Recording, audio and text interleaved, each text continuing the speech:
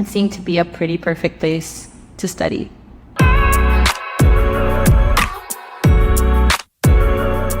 Hi, my name is Joan Tuaño. I just got married, and I'm the Chief Marketing Officer for Carne in Abu Dhabi and Cebu.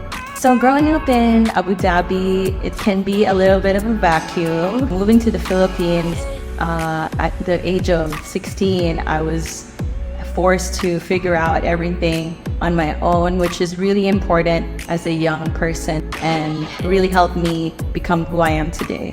Well, studying at Enderun, I remember walking in and everyone was so hospitable.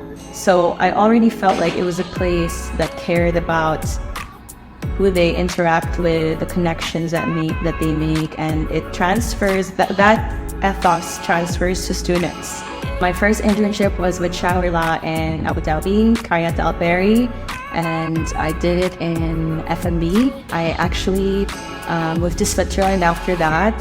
So Enderun was really instrumental in getting to Switzerland in the first place.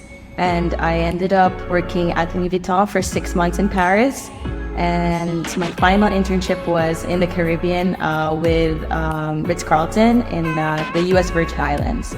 Today, I'm actually with my family business.